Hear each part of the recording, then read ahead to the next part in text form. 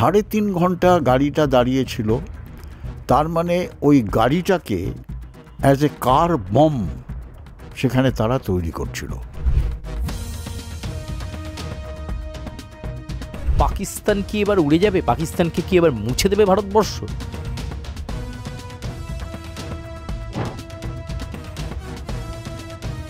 গাছের ডালপালাকে কেটে তোমার লাভ নেই, শেকড়কে ফিনিশ করতে হবে।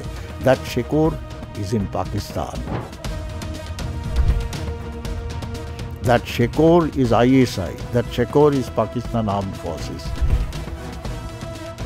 প্রাইম মিনিস্টার আর হোম মিনিস্টার বলেছেন, আর ডিফেন্স মিনিস্টারও বলেছেন, যারা এর পেছনে তাদের কিন্তু বাক্স মানে ক্ষমা করা হবে না।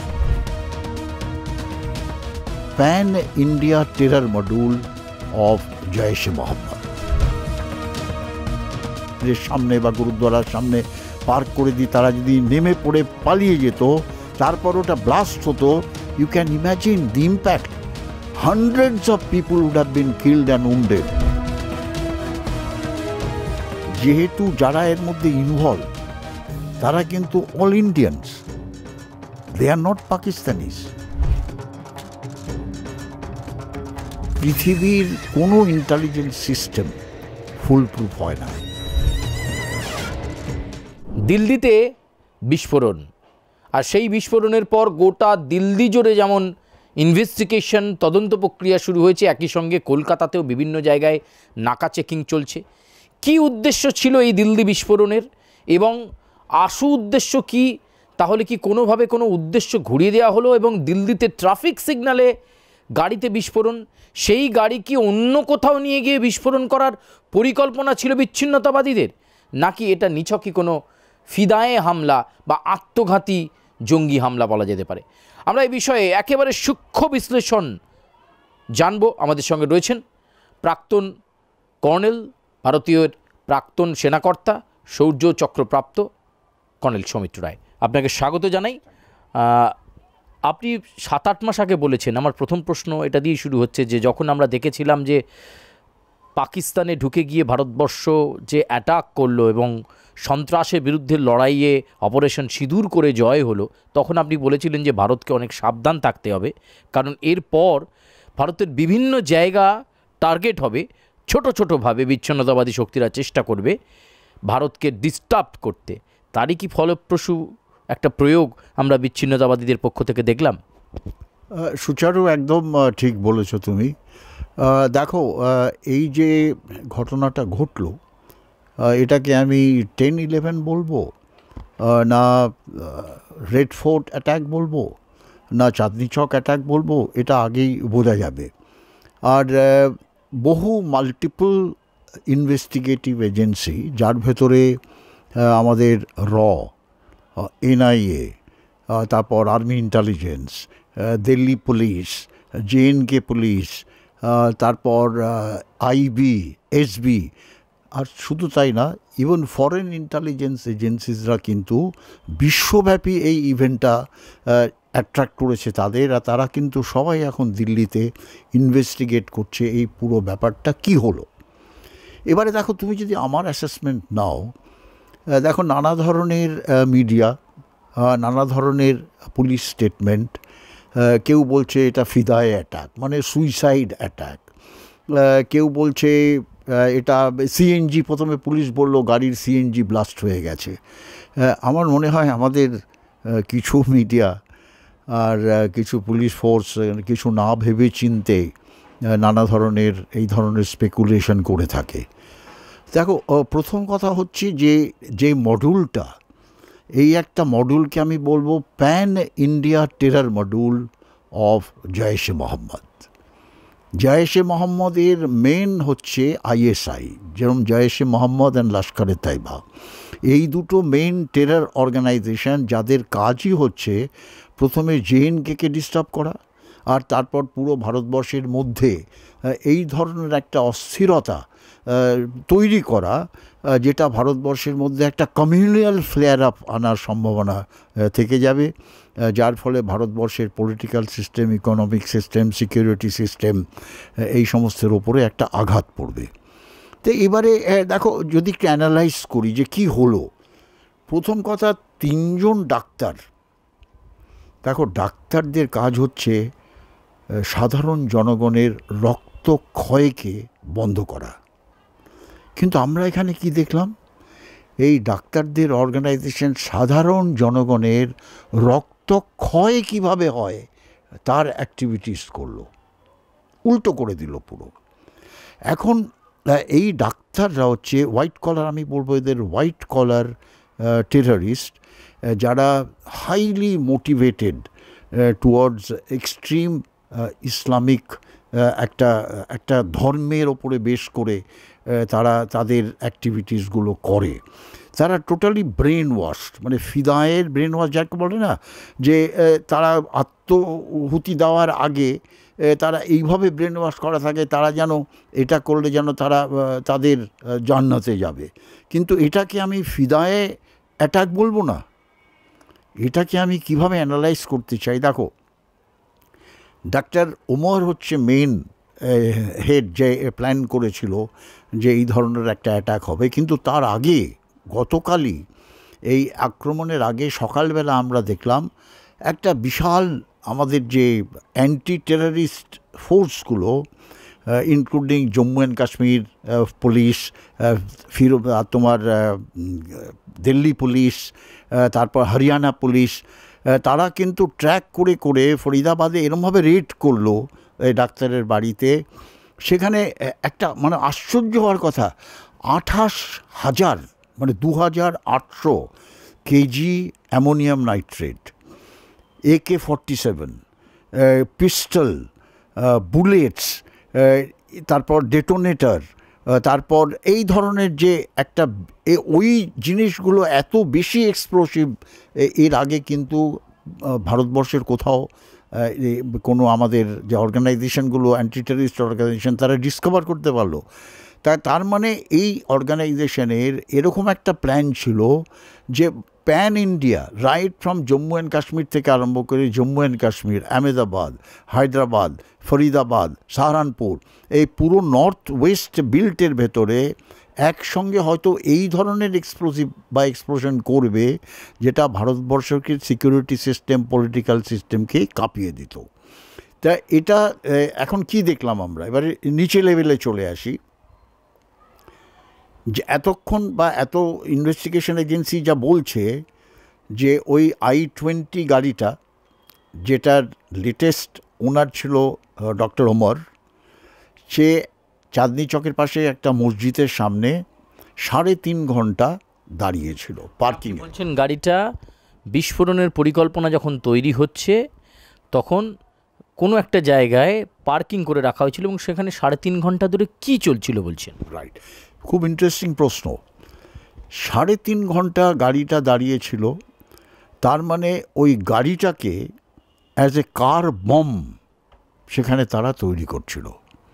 কার বম তৈরি করতে টাইম লাগে, তার এক্সপ্লোসিভ অলরেডি গাড়ির মধ্যে ছিল, ওই অ্যামোনিয়াম নাইট্রেট, তার সঙ্গে কিছু ইঞ্জিন অয়েল, তার সঙ্গে 2-1টা স্ল্যাব, যদি জিসি স্ল্যাব যারা আমরা বলি, সে যদি মিলিয়ে মিশিয়ে একটা এক্সপ্লোসিভ ডিভাইস তৈরি হয় আর তার সঙ্গে একটা টাইমার ডিভাইস যদি থাকে, তার মানে ওই গাড়িটা অ্যাজ এ কার বম তৈরি হয়ে গেল। আর দেখো ওই ডাক্তার ওমর হচ্ছে পুলওয়ামার সঙ্গে কানেক্টেড। পুলওয়ামাতে ফার্স্ট টাইম যে সিআরপিএফের কনভয়ের ওপরে এই ধরনের একটা কার বম কিন্তু গিয়ে অ্যাটাক করে ডিস্ট্রয় করে দিয়েছিল 2টো বড় বড় আমাদের বাস, যার মধ্যে 45 সিআরপি পিপল গট কিল্ড। এখন আমি বলি এটাকে কি করেছে, এই কারকে প্রিপেয়ার করেছে ধরো 3 ঘন্টা 3.5, এটা আমার টোটাল নিজের অ্যাসেসমেন্ট, 3 ঘন্টা 3.5 ঘন্টা ধরে তারা কারটাকে তৈরি করেছে।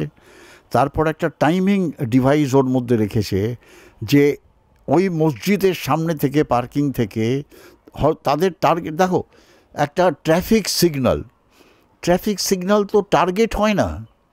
তুমি টেররিজমের টার্গেট ট্রাফিক সিগন্যালে তুমি একটা গাড়ি বাস্ট করে দাও, হয়তো 2, 3, 4টে গাড়ির ক্ষতি হবে, কিন্তু এটার যে ইম্প্যাক্ট, যেটা টেররিজমের যে ইম্প্যাক্ট, যে এত এক্সপ্লোসিভ অ্যামুনেশন এরা জড়ো করেছিল, সেই ইম্প্যাক্ট তারা হবে না।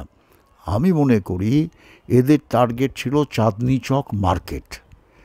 7টার সময় ইভিনিংয়ে Chandni Chowk market with humming with activities, সেখানে হিন্দু, মুসলমান, শিখ, মসজিদ গুরুদ্বারা, মন্দির, বাজার, একেবারে লোক গমগম গমগম করে সেখানে।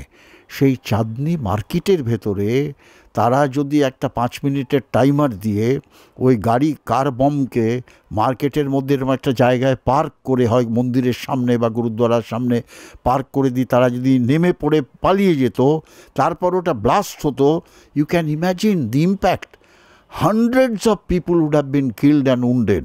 আর শুধু তাই না, যেহেতু জায়গাটা হিন্দু, মুসলমান, শিখ সবাই, ওই যে প্লাস ফরেনার যারা ট্যুরিস্ট আসে এই সময়, তাদের মধ্যে হতাহতের সংখ্যা এত হয়ে যেত, যেটা ভারতবর্ষের মধ্যে একটা কমিউনিয়াল ফ্লেয়ার কিন্তু করার সৃষ্টি হতে পারত।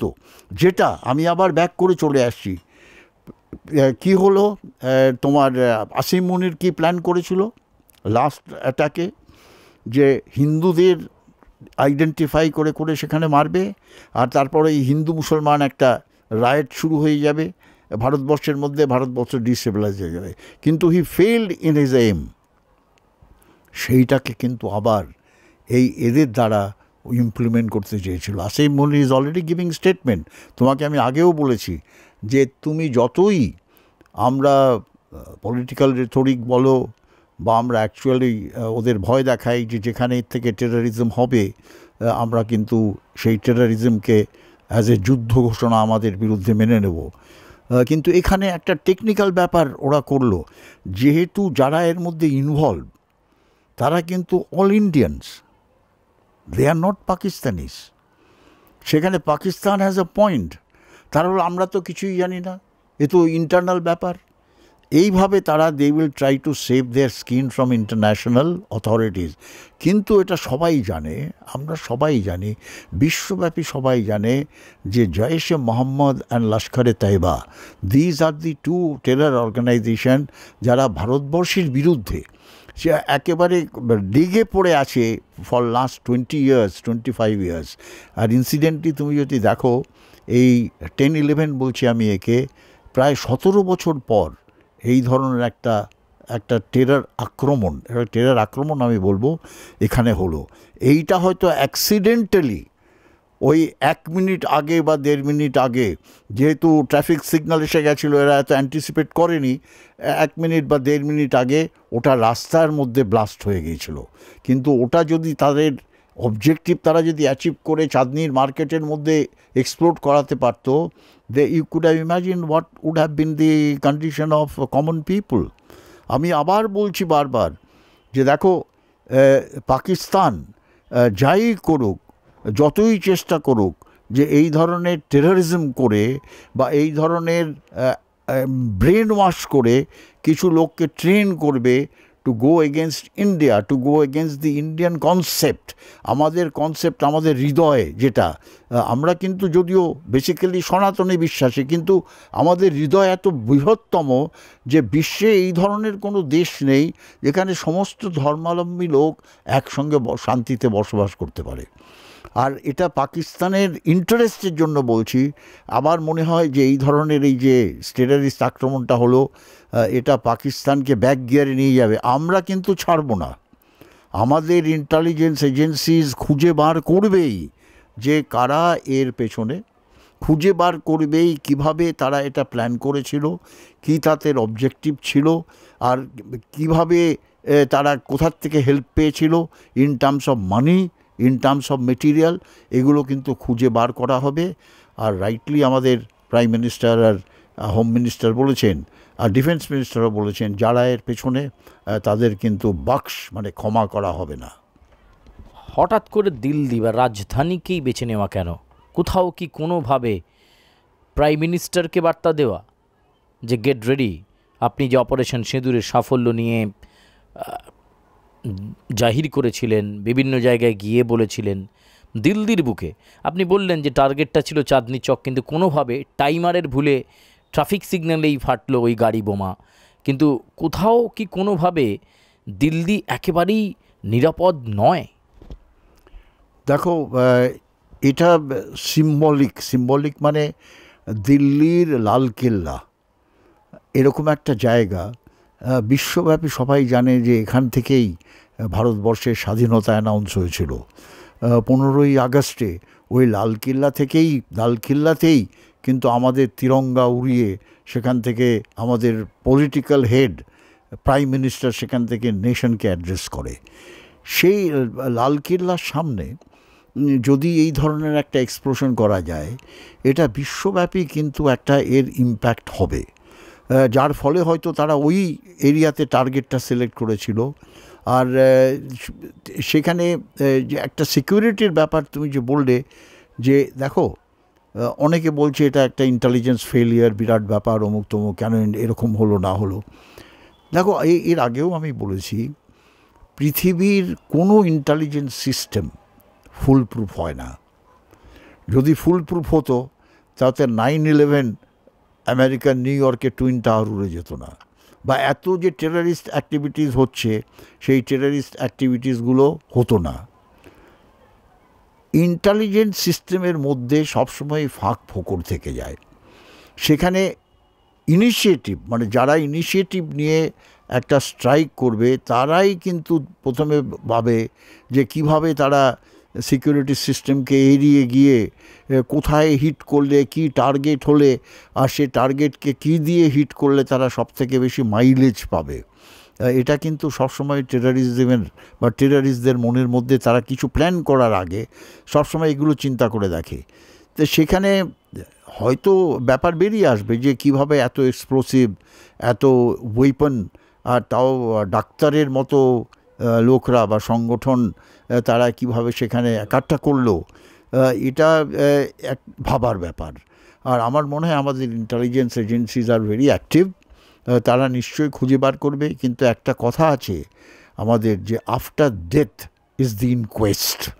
যখন ঘটনাটা ঘটে যায় তারপর ইনকোয়েস্ট শুরু হয় যে সে কীভাবে মারা গেল। তার আগে কিন্তু যা বার করা হয় সেটা নর্মালি বেরোয় না। কিন্তু নিশ্চয়ই আমাদের ইন্টেলিজেন্স এজেন্সিসগুলো, আমাদের সিকিউরিটি এজেন্সিসগুলো এই যে মডুলটাকে বাস্ট করতে পারলো, এইটা করার পর কিন্তু অনেক বড় ক্ষতির থেকে দেশকে হয়তো বাঁচালো।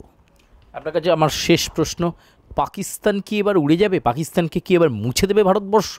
মানে বারবার অভিঘাতের জায়গা ভারতবর্ষ, এবার কি চরম পদক্ষেপ নিয়েই নেবে ভারতবর্ষ? দেখো, এটা আবার তুমি $1 মিলিয়ন একটা প্রশ্ন করলে। আমি হয়তো তোমাকে বলেছিলাম যে যখন আমরা অপারেশন সিঁদুরে সিজ ফায়ার করলাম, পরবর্তীকালে হয়তো আমরা দেখব যে এটা একটা হিস্টোরিক্যাল ব্লান্ডার আমরা করলাম। আমাদের সম্পূর্ণ সুযোগ ছিল ওয়ান্স ফর অল পাকিস্তানকে উচিত শিক্ষা দিয়ে এই টেররিজম পাকিস্তান থেকে খতম করার, কিন্তু আমরা সেই সুযোগটা কিন্তু হারিয়েছি। এবারে কি অ্যাকশন হয়, আমি তোমাকে আবার বললাম যে টেকনিক্যালি কিন্তু পাকিস্তান বলবে যে আমরা এর মধ্যে ইনভলভ না, you prove that we are involve. আমরা 26/11 প্রুভ করতে পারলাম যেহেতু কাসাবকে আমরা ফিজিক্যালি ধরতে পেরেছিলাম, আর সে সমস্ত ডিসক্লোজ করলো, কীভাবে ট্রেন হয়েছিল, কীভাবে ইনফিলট্রেট করলো, সমুদ্রে দিয়ে কী করলো না করলো, এগুলো সব ডিসক্লোজ হয়েছিল।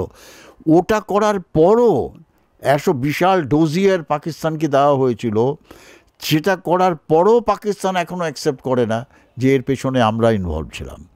সিমিলারলি এই স্ট্রাইকটা, এটার পেছনে পাকিস্তান ইনভলভ কি ইনভলভ না, আমরা হয়তো জানি দেয়ার ইনভলভ, কিন্তু unless you have the evidence, সেই এভিডেন্সগুলো যতক্ষণ না তুমি সামনে আনতে পারছো, ইন্টারন্যাশনালি তুমি যদি কিছু করো তাহলে কি তার রিপারকাশন হবে উই ডু নট নো। কিন্তু yes, it is a lesson to us যে যেখান থেকে এই টেররিজম উদ্বুদ্ধ হলো, বা যারা এদের ট্রেন করলো, যারা এদের ফাইন্যান্স করলো, যারা এদের টার্গেটিং দিল, তাদের ধ্বংস করা অত্যন্ত প্রয়োজন। সেটা হচ্ছে শেকড়, এরা হচ্ছে গাছের ডালপালা, গাছের ডালপালাকে কেটে তোমার লাভ নেই, শেকড়কে ফিনিশ করতে হবে।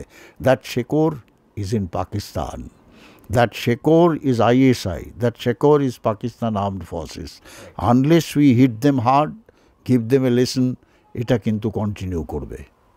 অনেক ধন্যবাদ আপনাকে। আমরা কথা বলছিলাম কর্নেল সৌমিত্র রায়ের সঙ্গে, এবং এই যে গাড়ি বোমা বিস্ফোরণ যেটা ট্রাফিক সিগন্যালে হয়ে গেল, আসল উদ্দেশ্য ছিল চাঁদনি চক জনবহুল সম্পর্কিত এলাকা বা জনবহুল এলাকাতেই ব্লাস্টের পরিকল্পনা ছিল, কিন্তু টাইমারের কোনো ত্রুটি এবং সেই ত্রুটির কারণেই সিগন্যালেই ফাটল এই গাড়ি বোমা। এবং আরও সতর্ক হতে হবে ভারতবর্ষকে অনেক, এবং এক্ষেত্রে তদন্ত প্রক্রিয়া কোন দিকে মোড় নেয়। ন্যাশনাল ইনভেস্টিগেশন এজেন্সি NIA তারা তদন্ত প্রক্রিয়াকে ত্বরান্বিত করছে এবং সঠিক তথ্য অন্বেষণ করার চেষ্টা করা হচ্ছে, এবং যারা এই ধরনের ঘটনা ঘটিয়েছেন, এর নেপথ্যে যারা থেকেছেন, তাদের বিরুদ্ধে কড়া পদক্ষেপের কথা জানাচ্ছে ভারতের প্রতিরক্ষা মন্ত্রক এবং স্বরাষ্ট্র মন্ত্রক। ক্যামেরায় জয়ন্তের সঙ্গে সুচারু, আর প্লাস নিউজ, কলকাতা।